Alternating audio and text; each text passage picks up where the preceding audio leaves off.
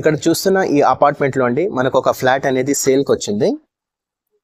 ఒక్కసారి నేను మీకు లొకేషన్ అనేది చూపిస్తాను, గమనించండి. మంచి రిచ్ లొకేషన్, పాష్ లొకేషన్ అండి, డీసెంట్ లొకేషన్ లో ఉంది ఇది. మనకు ఇక్కడ ఉన్నవన్నీ దాదాపుగా మనకు apartments and independent houses, newly constructed area అండి మనకు.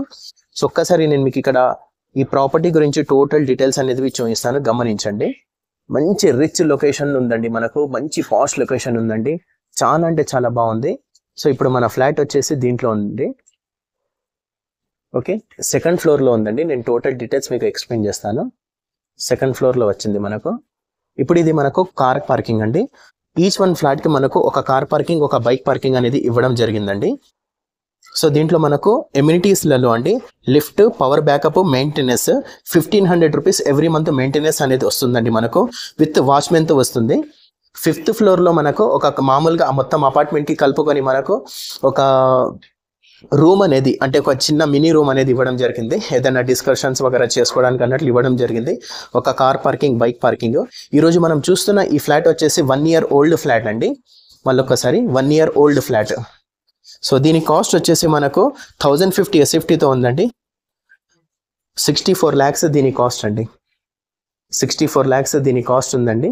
1050 SFT తోటి ఉంది. ఇంట్రెస్ట్ ఉన్న వాళ్ళు ఒక్కసారి కాంటాక్ట్ చేయండి అండి. అండ్ ఒక్కసారి ఇప్పుడు మనము సెకండ్ ఫ్లోర్కి వెళ్ళి మనం సెకండ్ ఫ్లోర్లో ఉన్న ఫ్లాట్ని మనం గమనిస్తాము. సో ఇప్పుడు మనము సెకండ్ ఫ్లోర్కి చేరుకున్నామండి. సెకండ్ ఫ్లోర్కి చేరుకున్న తర్వాత ఇక్కడ గమనించవచ్చు ఫ్లాట్ నెంబర్ 203. సో ఇప్పుడు నేను 203 వచ్చేసి నేను డోర్ ఓపెన్ చేస్తున్నాను. సో ఇది మనకు హాల్ అండి.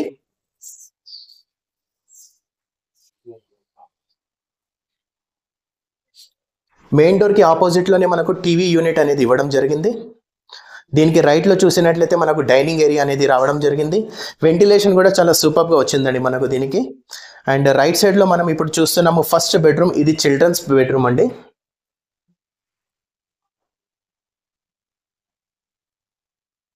చిల్డ్రన్స్ బెడ్రూమ్లో కూడా మనకు వెంటిలేషన్ విండో అనేది ఇవ్వడం జరిగింది.